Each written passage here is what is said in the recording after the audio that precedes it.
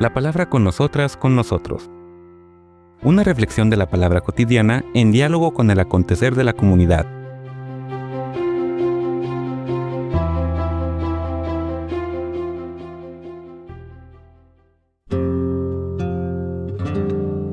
Hola, buenos días. Bienvenidas, bienvenidos a la palabra con nosotras, con nosotros.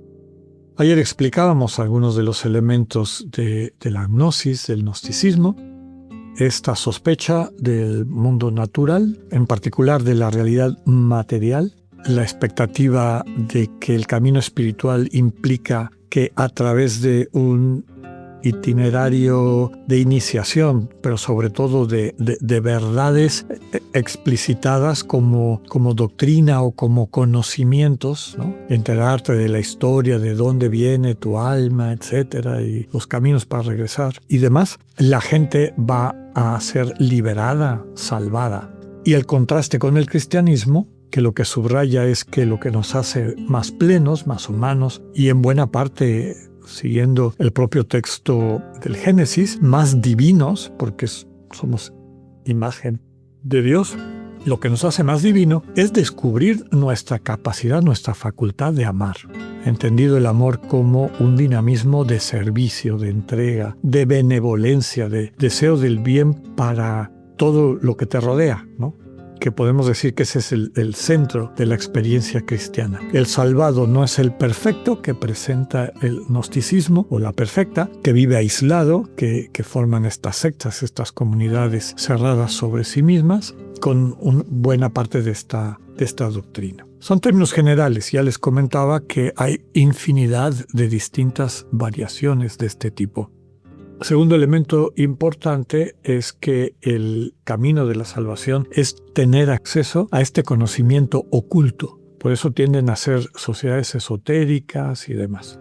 El siguiente versículo nos presenta otro de los elementos del gnosticismo, que a lo largo de la historia cada vez que se presenta se reproduce. Ya decíamos, secta perniciosa que reniega del Señor que nos redime, y eso trae como consecuencia una rápida destrucción. Pero en el versículo 2 dice, muchos lo seguirán en su vida viciosa, y por su culpa será desprestigiado el camino de la verdad.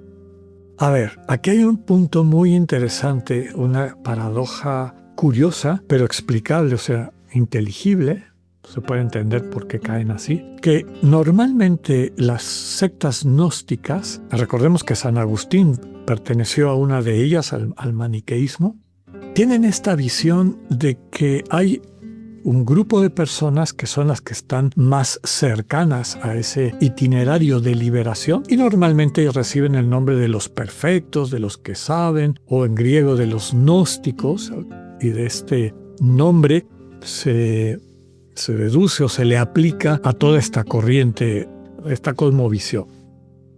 Entonces, tienen como estratos los que se conocen como los perfectos o lo que sea, tienen características como que adoptan una serie de prácticas muy estrictas, ¿no? A veces no comen carne, desde luego no se casan, porque sería absolutamente una contradicción. Si alguien se casa y tiene hijos, pues está fabricando cárceles para que esta entidad semidivina maligna siga atrapando y encarcelando a estas chispas divinas o emanaciones del uno perfecto. Entonces sería una contradicción el estar procreando seres materiales. Entonces normalmente no se casaban.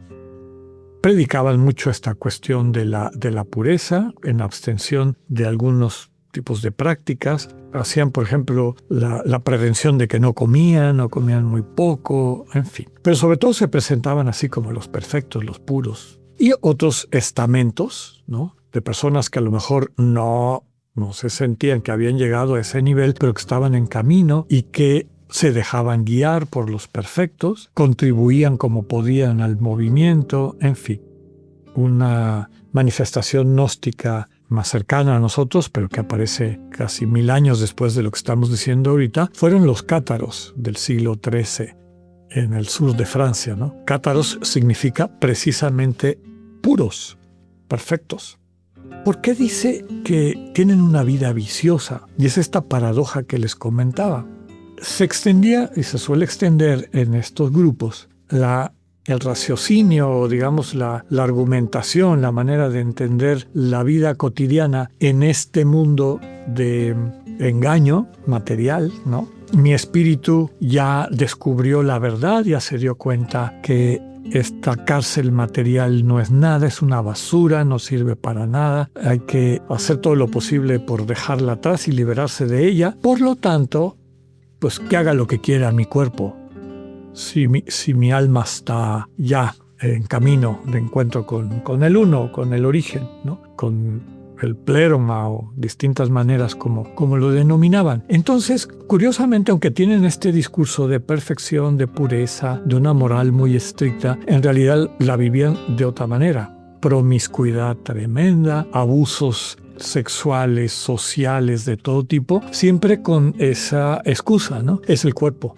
Esa basura está haciendo eso, pero mi alma está ahí ya en este camino, y esto lo demuestro porque mi gnosis, mi conocimiento está iluminado, y al que se me acerca lo puedo iluminar con eso, aunque mi cuerpo vaya por este camino de contradicción de todo lo que estoy diciendo que son los valores, ¿no? Pues esta especie de esquizofrenia es muy común en estas tradiciones gnósticas, y por eso pues tienden a llevar vidas poco edificantes, ¿no? Inclusive en sociedades tan permisivas o, en fin, como era la del Imperio Romano, hasta esos entornos podían sentirse indignados ante ese tipo de prácticas. Y aquí el problema fue que, aunque el gnosticismo entra como una corriente en sí misma, pronto empieza a haber una especie como de mezcla con el cristianismo y sale o nace el gnosticismo cristiano, con etiqueta de cristiano.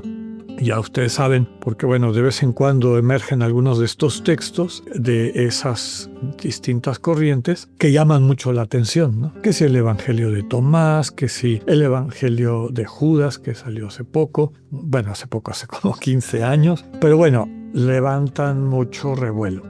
¿Cuál es la diferencia?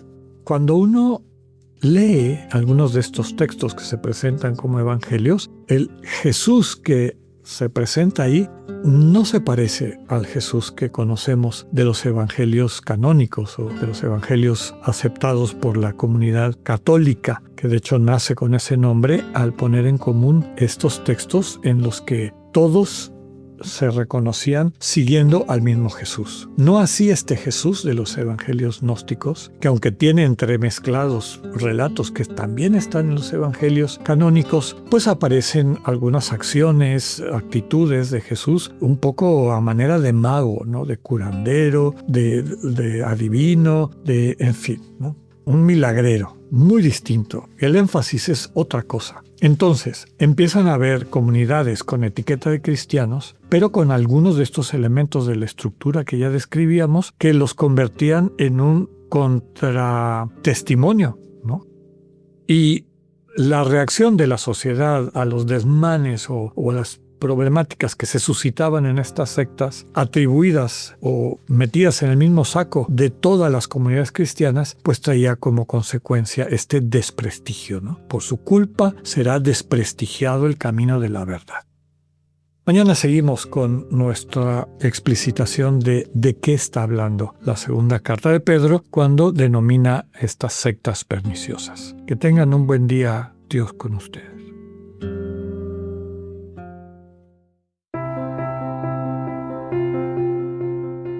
Acabamos de escuchar el mensaje del Padre Alexander Satirka. Escúchalo de lunes a viernes a las 8:45 de la mañana por Spotify o por radioiberoleón.com. Esta es una producción del ITESO, Universidad Jesuita de Guadalajara y Radio ITESO 95.1.